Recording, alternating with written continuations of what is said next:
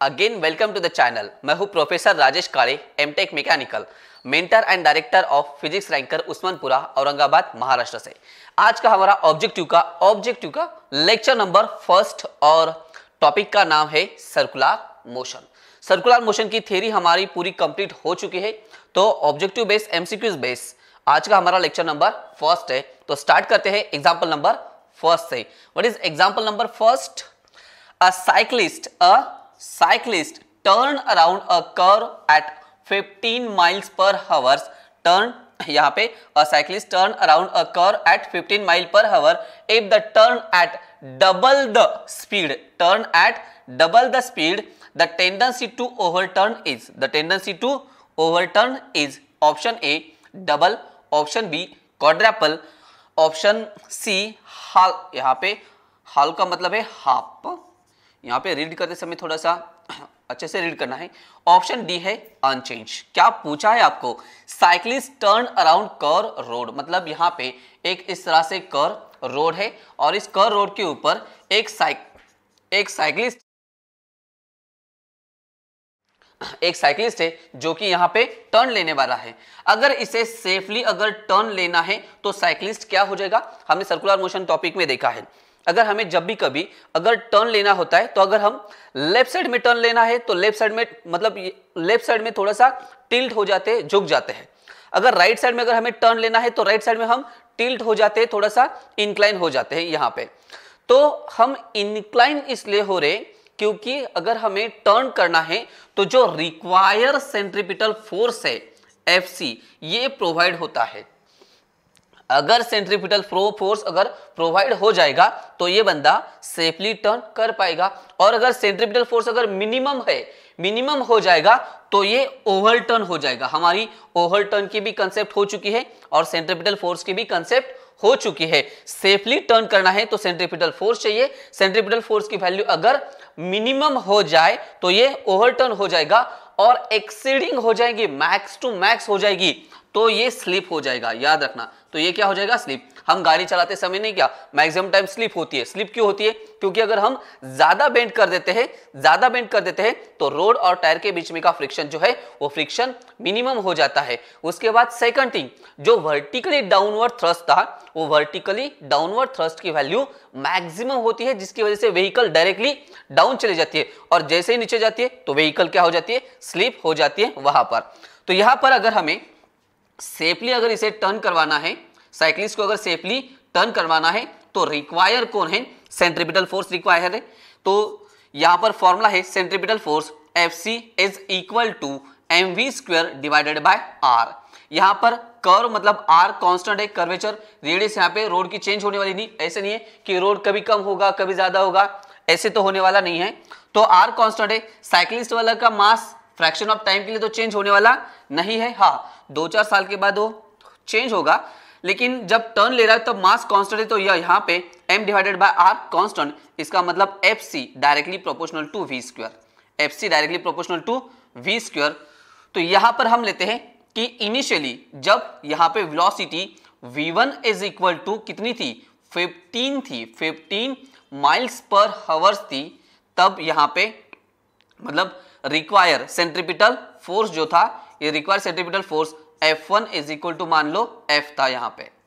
Now velocity V2 B double, underline to the word, velocity क्या कर दी यहाँ पे? स्पीड जो है वो डबल कर दी, मतलब 15 से डबल, तो ये हो जाएगी 30 miles per second, miles per हावर दिए। तो आपको यहाँ पे F2 की वैल्यू पूछी है, रेशियो निकाल लो। F2 divided by F1 is equal to F directly proportional to v²। तो इसका मतलब ये है F2 बाय F1 है, तो ये हो जाएगा V2 by V1 whole square is equal to, यहाँ पे ब्रैकेट के अंदर V2 की वैल्यू कितनी है? 30 डिवाइडेड बाय V1 कितना है? 15, ब्रैकेट स्क्वायर 15 दूनी 30, यहाँ पे 2 का स्क्वायर कितना हो जाएगा? 4। तो यहाँ पर ये हो जाएगा कि F2 is equal to F1 को ट्रांसफर कर दो 4 times F1 which is equal to 4 times F1 equal to F, मतलब इनिशियल के कितने टाइम्स हो जाएगा? 4 टाइम हो जाएगा। इट शुड बी बॉम्बे क्वाड्रपल। यहां से भी हम डायरेक्टली निकाल सकते थे, F directly proportional to v², तो F2 by F1 is equal to v1 divided by v2। Suppose initial velocity v1 equal to v, तो यहाँ पे v2 equal to 2 times v। जब v1 इक्वल टू v, तब यहाँ पे f1 equal to f, तो आपको चाहिए था यहाँ पे f2 की वैल्यू, मतलब ये शॉर्टकट है। यहाँ पे v1 equal to v, v2 equal to 2v। जब v1 इक्वल टू v तो f1 equal to f, v2 equal to 2v, double कर दी ना, v2 इक्वल टू 2v, तो f2 आपको चाहिए तो यहाँ पे डाल दो, bracket square is equal to, यहाँ पे ये हो जाएगा v2 बाय v1, सॉरी ये v2 बाय v1, तो ये 2v divided by v whole square, v cancel, 2 का square 4, it should be quadruple. Physics के अंदर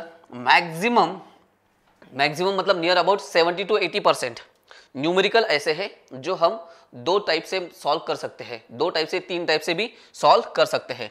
हमें ट्राई करना है कि मिनिमम टाइम में ऑब्जेक्टिव सॉल्व होना चाहिए, शॉर्टकट टू शॉर्टकट चाहिए, कैलकुलेशंस कम से कम होना चाहिए।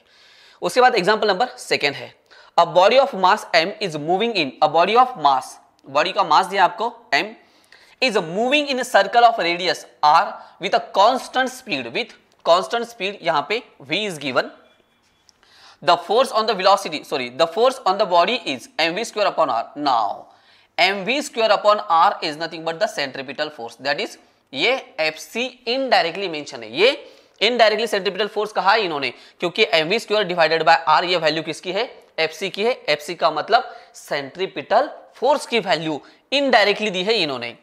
is directed towards the center, what is the work done by this force, work done by this force, इस फोर्स की वजह से होने वाला आपको कौन चाहिए, वर्क डन चाहिए, work done moving in body over a half circumference of the circle. Option दिए हैं यहाँ पे, option A mv square divided by r into pi R, mv square upon r square 0 and pi r square divided by mv square. Option A बॉम्बे। क्यों बॉम्बे, क्योंकि हमने के डॉट नोट के अंदर देखा है, हमने के डॉट नोट अच्छे से लर्न कर ली है। क्या है के डॉट नोट के अंदर कि now work done due to centripetal force is always 0, work done due to centripetal force is always 0। फिर चाहे वो आप कंप्लीट सर्कल के लिए ले, चाहे आप उसे कंप्लीट सर्कल के लिए कंसिडर कर लो, हाफ के लिए कंसिडर कर लो, क्वार्टर सर्कल के लिए कंसिडर कर लो, या छोटे से सेक्शन के लिए कंसिडर कर लो, क्योंकि यहां पर वर्क डन का जो फॉर्मूला है, वर्क डन का फॉर्मूला है W is equal to Fs into cos of theta, और सर्कुलर पाथ के अंदर, यहाँ पे सर्कुलर पाथ के अंदर यहाँ पर ये सेंट्रीपिटल फोर्स कौन है, Fc है, और डिस्प्लेसमेंट जो है ये वर्टिकल यस है, यस और F के अंदर यहाँ पे एंगल 90 डिग्री का है, तो work done W is equal to Fs into cos of theta हो जाएगा 90 cos 90 cos 90 कितना हो जाएगा 0, तो 0 into anything is 0, so work done is always 0। ये एक्चुअली थ्योरी में भी हो चुका है, आप डायरेक्टली टिक करके यहां से आगे भी निकल सकते थे। Now question number 3, when body move with a constant speed, underline to the word constant speed, यहां पर भी कैसे है, constant along the circle. Option A no work is done on it, option B no acceleration is produced in the body, option C no force act on the body, and D its velocity remains constant। अगर speed अगर constant है तो velocity constant होगी, ऐसे नहीं होगा, क्योंकि हमने 1D वहां पे वन डायमेंशनल मोशन उस टॉपिक के अंदर हमने देखा है, स्पीड अगर कांस्टेंट है मतलब इसका सिर्फ मैग्नीट्यूड कांस्टेंट है, इसका सिर्फ मैग्नीट्यूड कांस्टेंट है, ये डायरेक्शन के रिगार्डिंग कुछ नहीं कहने वाला, ये डायरेक्शन के रिगार्डिंग कुछ नहीं कहने वाला।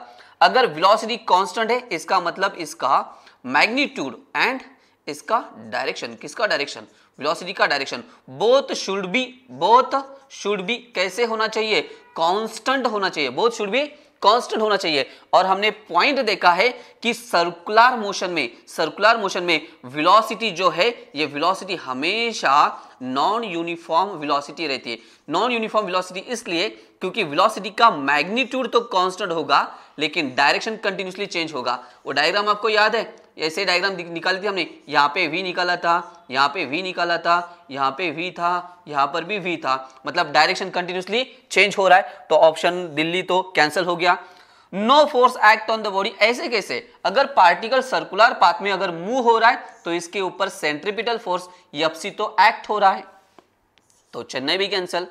No acceleration is produce in the body, अरे एफसी अगर एक्ट हो रहा है तो एफसी की वजह से एसी भी तो एक्ट हो रहा है ना, एसी सेंट्रीपिटल एक्सेलरेशन। अगर यूनिफॉर्म सर्कुलर मोशन है तो यूनिफॉर्म सर्कुलर मोशन के अंदर एसी एक्ट होता है, और अगर नॉन यूनिफॉर्म सर्कुलर मोशन है तो नॉन यूनिफॉर्म सर्कुलर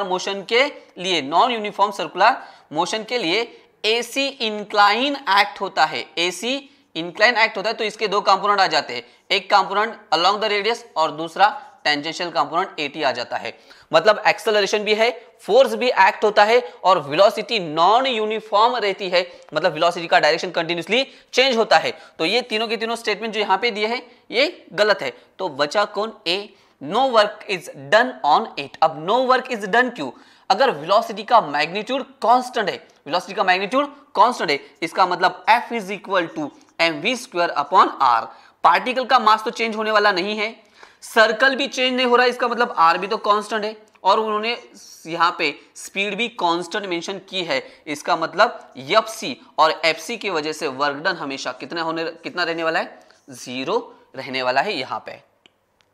एक्चुअली इस तरह के जो क्वेश्चन होते हैं ना, ये एक क्वेश्चन के अंदर 4 क्वेश्चन होते हैं, एक क्वेश्चन के अंदर 4 क्वेश्चन, क्योंकि यहाँ पे 4 ऑप्शन है और हमने चारों का एक्सप्लेनेशन देखा, मतलब ऐसे कंसेप्चुअल क्वेश्चन एक के अंदर हमारे 4 क्वेश्चन भी कवर हो रहे यहाँ पे। Example number 4, next one is example number 4, the ratio of angular speed, the ratio of कौन? एंगुलर स्पीड का मतलब है omega, of minute hand and hour hand of watch is, watch का minute hand and hour hand दोनों का ratio पूछा है, 1/12, 6/1, 12/1 and 1/6। इसके लिए हमारे पास एक वॉच चाहिए, ये वॉच है, इसका ये सेंटर है, ठीक है। उसके बाद यहाँ पे कितने रहते हैं? 12, 1, 2, 3, 4, 5, 6, 7, 8, 9, 10 और यहाँ पे 11। जो बड़ा वाला काटा है वो मिनट का है, सबसे बड़ा वाला सेकंड रहता, ये मिनट हैंड है यहाँ पे। उसके बाद छोटा वाला जो है ये हवर हैंड है, ठीक है। अब एंगुलर की फॉर्मूला, एंगुलर का omega is equal to 2 pi n which is equal to 2 pi divided by T. अगर फ्रीक्वेंसी है तो n लेंगे, लेकिन टाइम से रिगार्डिंग है तो t लेंगे। यहाँ पर इसका यूनिट है रैड पर सेकंड, अब यहाँ पे omega for minute is equal to 2 pi divided by T का मतलब है टाइम। मतलब मिनट हैंड को पूरा कंप्लीट सर्कल अगर डिस्क्राइब करना है, पूरा पाथ मतलब एक राउंड अगर कंप्लीट करना है तो इसके लिए कितना टाइम लगने वाला है? 60 मिनट। उसके लिए टाइम कितना लगने वाला है? 60 मिनट। मतलब हमने टी मिनट के अंदर लिया है तो ये हो जाएगा रैड पर मिनट। दूसरा ओमेगा फॉर हावर्स, एच के लिए हमें चाहिए तो 2 pi should be constant divided by T. अब हावर हैंड को अगर एक पूरा कंप्लीट मतलब 12 से निकलकर वापस अगर 12 तक आना है तो एक राउंड कंप्लीट हो जाएगा। एक राउंड कंप्लीट करने के लिए हावर हैंड को यहां से 1 2 3 4 सो ऑन यहाँ पे 12, मतलब कितने घंटे लगने वाले हैं? 12 तो ये हो जाएगा रैड पर हावर्स हो जाएगा। अब एक मिनट में है, दूसरा हावर्स में तो नहीं चलने वाला, इसका मतलब हावर्स को कन्वर्ट करना होगा मिनट में। हावर्स को मिनट में कन्वर्ट करना है तो 60 से मल्टीप्लाई करना होगा यहाँ पे, तो ये हो जाएगा हावर्स का कन्वर्जन मिनट के अंदर। ये हो जाएगा हावर्स का कन्वर्जन हो जाएगा किसमें? मिनट के अंदर हो जाएगा। अब इसे आप अच्छे से सॉल्व कर सकते हो। ये RA नहीं है, ये RAD रैड है। यहाँ पे आपको रेशियो पूछा है, तो रेशियो फाइंड आउट करो क्या है? Omega m divided by omega h, omega m divided by omega h is equal to omega m की वैल्यू पुट कर दो यहाँ पे 2 पाई डिवाइडेड बाय नीचे कितना है 60 इंटू, इसे उल्टा करके लिखना है, उल्टा करना है इसे, ये हो जाएगा 12 into 60 divided by 2 pi. 2 pi cancel, 60 cancel, तो ये रह जाएगा 12 डिवाइडेड बाय 1, इसका मतलब 12:1 हो जाएगा। तो ऑप्शन हो जाएगा यहाँ पे चेन्नई। मतलब मिनट हैंड और हावर हैंड दोनों का रेशियो। हावर टू मिनट अगर पूछते तो, हावर टू मिनट अगर पूछते तो औरंगाबाद हो जाता, यही रेशियो ना, उल्टा हो जाता बस यहां पे। ये था example number 4th one. Question number 5th, a road is 10 metre wide, a road is 10 metre wide. यहां पर हम ऑप्शन भी एक बार ले लेते हैं ताकि सॉल्यूशन लिखने के लिए जगह मिल जाएगी। यहां पर सॉल्यूशन, सॉल्यूशन के अंदर a road is 10 metre wide, wide मतलब उसकी वाइडनेस दी है यहाँ पे आपको, मतलब L is equal to 10 metre दिया है आपको। A road is 10 metre wide, it's radius of curvature is 50 metre, radius of curvature मतलब R, R is equal to 50 metre is given. Now the outer edge is raised above the lower edge by a distance of 1.5 metre, मतलब यहाँ पे उस road का height आपको mention है, h is given, it should be 1.5 metre. Now next, this road is most suited for velocity, मतलब यहाँ पर आपको v सफिक्स सेफ आपको फाइंड आउट करना है, यहाँ पे सेफ वेलोसिटी आपको निकालना है। क्या गिवन है, एक रोड है जो कि रोड की वाइडनेस, अच्छा यहीं से हम ट्राई स्टार्ट करते, रोड है, रोड की ये विड्थ है यहाँ पे, this width it should be given, ये विड्थ कितनी गिवन है आपको यहाँ पे 10 मीटर गिवन है। उसके बाद रोड की मान लो कि इस साइड को हम इनर साइड कहते हैं और इस साइड को हम आउटर साइड कहते हैं, ये आउटर साइड, तो यहाँ पे outer side is raise by inner side as compare to inner side, तो यहाँ पे कितने से रेज कर दी है, एच आपको गिवन है, इट शुड बी 1.5 मीटर। अगर हम इसे ट्रायंगल अगर हम कंप्लीट कर देते हैं यहाँ पे, तो ये हो जाएगा एंगल ऑफ बैंकिंग, मतलब यहाँ पे थीटा हो जाएगा ये 90 डिग्री, ये 90 डिग्री, ये साइड मतलब हाइपोटेनस हो जाएगी। नाम देते हैं इसे, ये A point, this one is a B and this one is a C point. तो ये रोड का कटिंग सेक्शन हो गया, हमने थ्योरी में देखा ना, रोड का ये कटिंग सेक्शन हो गया, मतलब इस तरफ से देखोगे तो ऐसे ट्रायंगल दिखेगा। तो ये एक्चुअल रोड कैसे है, यहाँ पे एक्चुअली इस आर्क के फॉर्म में रोड है, इसको हमने कट कर दिया है, जो कि कैसे है, यहाँ पे इसकी आउटर एज रेज है as compare to inner edge, जिसे हम बैंकिंग ऑफ रोड या फिर एंगल ऑफ बैंकिंग भी कहते हैं। तो यहाँ पर इसके लिए जो फॉर्मूला है, ये फॉर्मूला है हमारे पास कि tan theta is equal to v square divided by r g, v square divided by r g. अब हमारे पास यहाँ पे थीटा हमें पता नहीं है, और इसके मैंने दोनों कंसेप्ट लिए थे। अगर थीटा नहीं मालूम तो हमने के डॉट नोट लिया था, और के डॉट नोट के अंदर हमने मेंशन किया था कि एक ट्रायंगल निकाला था, और ट्रायंगल से हमने इसके एंगल फाइंड आउट कर दिए थे। यहाँ पर बेसिक फॉर्मूला tan थीटा का क्या हो जाएगा, tan theta is equal to opposite side divided by adjacent side, opposite divided by adjacent. Theta का अपोजिट कौन है, 1.5, this 1.5 is nothing but the h है यहाँ पे, मतलब ये हो जाएगा h divided by adjacent side 10 metre, 10 मतलब यहाँ पे एडजेसेंट कौन है, l है, तो हम tan थीटा की जगह पर ले सकते हैं h बाय l is equal to v square divided by r g. हमें v चाहिए, तो v is equal to root के अंदर आर जी, यहाँ पे डिवीजन में ट्रांसफर कर दोगे तो मल्टीप्लिकेशन में, तो ये हो जाएगा एच आर जी, यहाँ पे l as it is division में, v स्क्वायर निकाल के हमने रूट में वैल्यू पुट कर दी है, इज इक्वल टू रूट के अंदर वैल्यू पुट करना है, h आपको गिवन है, h is 1.5 into r is given, r की वैल्यू है यहाँ पे 50 मीटर, तो ये हो जाएगी 50 इंटू जी की वैल्यू गिवन है, नहीं गिवन, अगर गिवन नहीं है तो इसे लेना है 9.8 लेना है, डिवाइडेड बाय l की वैल्यू आपके पास है गिवन, कितनी है 10 है यहाँ पे, this one is a 10, so 0 cancel, 0 यहाँ पे कैंसल हो जाएगा।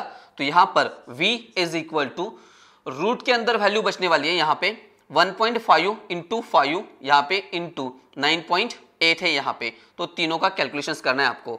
तो रूट के अंदर वैल्यू कितनी रहने वाली है, 1.5 इंटू 5, 15 बचे 75, तो एक से डिजिट मतलब 7.5, ठीक है, दोनों का डिजिट एक थोड़े टाइम के लिए हम निकाल देते हैं, तो इसका कैलकुलेशन आ जाएगा, नहीं तो डायरेक्टली करना 9.8 इंटू कितना करना है यहाँ पे 7.5, कैलकुलेट करो, 8 पंचे 40, 4 9 बजे 5 4 45 नहीं 4 49 9 49 यहाँ पे इंटू 7 से 7 56, 5 9 से 63, 63 5 3 8 68 68 डिवाइडेड बाय यहाँ पे ये 0 15 5 1 8 1 9 8 4 12 13 3 1 6 7 1 2 नंतर डिजिट 1 2 नंतर डिजिट मतलब ये हो जाएगा 73.5 73.5। अब यहाँ पे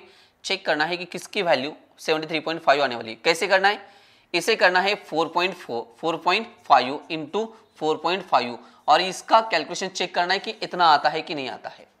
ठीक है, क्योंकि यहाँ पे रूट तो निकाल नहीं सकते तो हम नियर अबाउट तो निकाल सकते हैं ना, नियर अबाउट हम आंसर निकाल सकते हैं यहाँ पे। तो 8.5 इंटू 8.5 करके देखो सबसे पहले, क्योंकि हाईएस्ट वैल्यू वही है, क्योंकि यहाँ पे 8 का स्क्वायर होता है 64, 8 का स्क्वायर कितना होता है 64 और ये 0.5 है, तो ये 8.5 इंटू 8.5 अगर हम करेंगे 25 2 8 45 41 42 इंटू 0 4 8 64 4 68 तो ये हो जाएगा 5 2 8 4 12 2 1 6 1 7। ये वैल्यू नियर अबाउट आ रही है, मतलब आपका आंसर है बॉम्बे, सॉरी दिल्ली। आंसर हो जाएगा इसका दिल्ली हो जाएगा 8.5।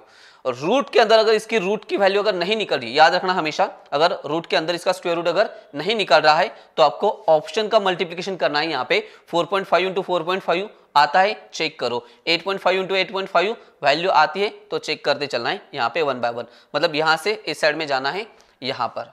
तो ये था example number 5। Next one is example number 6 की तरफ चलते यहाँ पे।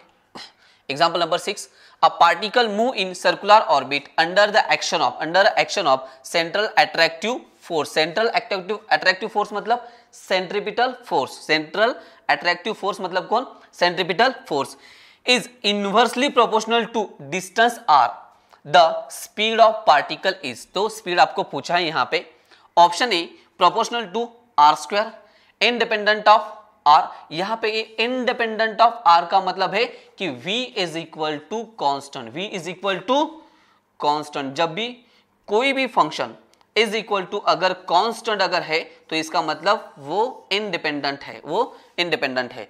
c proportional to r and d is a proportional to 1 बाय r दिया है यहाँ पे। सेंट्रल फोर्स मतलब FC डायरेक्टली प्रोपोर्शनल टू किसके लिए proportional, sorry inversely proportional to distance r के लिए। सेंट्रिपिटल फोर्स का फॉर्मूला है mv square divided by r is equal to 1 बाय r। r गेटिंग कैंसल, तो v square is equal to ये रह जाएगा कोई नहीं, मतलब r रेज टू 0 और r रेज टू 0 का मतलब है ये इंडिपेंडेंट है। कैसे है, इंडिपेंडेंट, कोई नहीं है ना। यहाँ पे हम इसे ऐसे भी लिख सकते हैं कि v square equal to constant, so v is also equal to constant. ठीक है, तो इसका मतलब ये है कि r नहीं है तो r के ऊपर ये इंडिपेंडेंट हो जाएगा।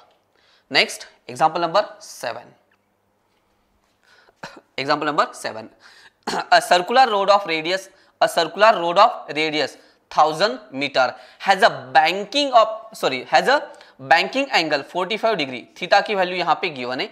The maximum shape speed of a car having mass, car का मास यहाँ पे गिवन है 2000 kg will be if the coefficient of friction between the tyre and road is, coefficient of friction मतलब यहाँ पे म्यू की वैल्यू आपको गिवन है।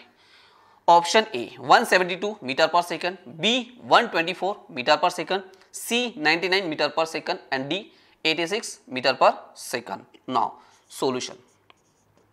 सॉल्यूशन के अंदर given that circular road of radius यहाँ पर r is equal to 1000 metre. Now bank दिया है मतलब थीटा इज 45 डिग्री।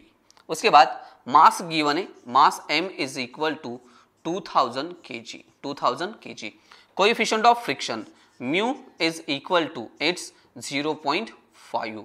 क्या पूछा है आपको, वेलोसिटी पूछी है, यहाँ पे स्पीड पूछी है, सेफ स्पीड। थीटा गिवन है और v पूछा है, थीटा और v का रिलेशन क्या है, थीटा और v का relation with coefficient of friction. तो यहाँ पे हमारे पास दो फॉर्मूले, पहला फॉर्मूला था कि tan theta is equal to v square divided by rg, और दूसरा जो फॉर्मूला है वो सेकेंड फॉर्मूला है हमारे पास विथ फ्रिक्शन। विथ फ्रिक्शन के लिए फिर हो गया ये, विथ फ्रिक्शन के लिए फॉर्मूला है हमारे पास यहाँ पे v square divided by r g is equal to mu plus tan theta. ये है mu plus tan theta divided by 1 minus mu tan theta. Mu plus tan theta divided by 1 minus mu tan theta. हमें v square चाहिए, हमें v square मतलब v चाहिए, तो R G को transfer कर दो। ये यूज नहीं होने वाला, ये विदाउट फ्रिक्शन के लिए, ये फॉर्मूला विदाउट फ्रिक्शन के लिए है। This one is a without friction और this one is a for friction. तो यहाँ पे ये वैल्यू कितनी रहने वाली है, तो ये हो जाएगी v square is equal to ये आर जी डब्बे के अंदर म्यू प्लस ये हो जाएगा टैन थीटा डिवाइडेड बाय ये हो जाएगा 1 माइनस म्यू टैन थीटा हो जाएगा। वैल्यू पुट कर दो इज इक्वल टू आर कितना है, यहाँ पे है ना r 1000, r is 1000 into g given है नहीं गिवन, तो कितना होगा 9.8 लेना है।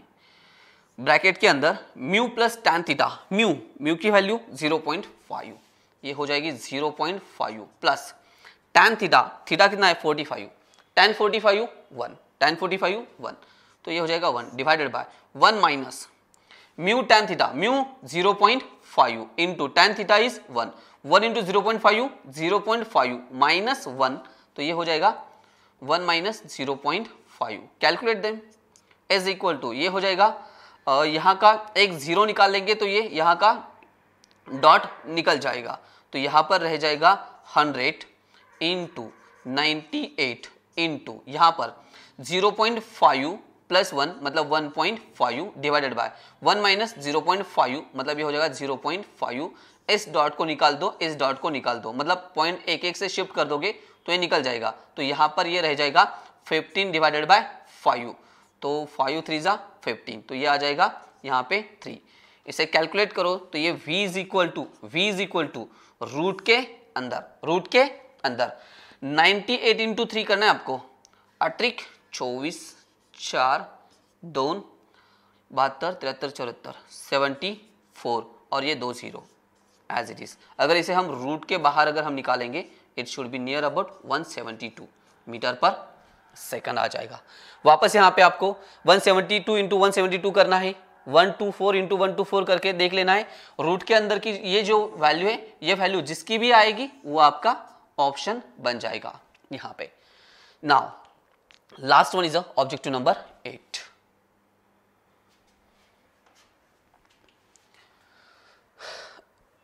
यहाँ पर next last number objective number 8। A body is whirled मतलब उसे घुमा रहे। A body is whirled in horizontal circle of a radius 20 centimetre. It has a angular velocity 10 rad per second। Angular velocity मतलब omega is given, omega given. what is its linear velocity? linear velocity मतलब v at any point on the circular path। Option यहाँ पे आपको mention है 10 2 20 and √2। what is given, क्या given है आपको, radius given है, r is equal to 20 centimetre. दूसरा omega is given, omega is equal to 10 rad per second, 10 rad per second। ये rad per second SI में है लेकिन ये CGS में, तो इसे कन्वर्ट करो। Centimetre is converted into metre, तो it should be 0.2 metre. Unit conversion हमारा हो चुका है, वो फेस हमने निकाला था। यहाँ पे लिखना है मिलीमीटर, यहाँ पे सेंटीमीटर, यहाँ पर मीटर। 1 2, अगर स्मॉलर टू बिगर जाना है, स्मॉलर टू बिगर अगर हम जा रहे तो यहाँ पे 10 रेज टू माइनस, दोनों का जो भी गैप है वो, और अगर बिगर टू स्मॉलर आना है तो 10 रेज टू पॉजिटिव। यहाँ पे सेंटीमीटर टू यहाँ पे मीटर, तो 10 रेज टू -2, तो 10 रेज टू -2 से मल्टीप्लाई करोगे तो ये 0.2 मीटर हो जाएगा। What is the relation between v and omega? v और ओमेगा का रिलेशन, v is equal to r omega, तो v is equal to r is given 0.2 into omega, omega is 10, so v is equal to 0.2 into 10 मतलब 2 metre पर second. Option B option B हो जाएगा यहाँ पे बॉम्बे। तो यहाँ पर हमारा लेक्चर नंबर जो फर्स्ट है, ये lecture number first circular motion का ऑब्जेक्टिव का एंड होता है। लेक्चर नंबर सेकंड के अंदर हम वापस कुछ न्यू न्यूमेरिकल्स लेने वाले हैं। So wait for lecture number second.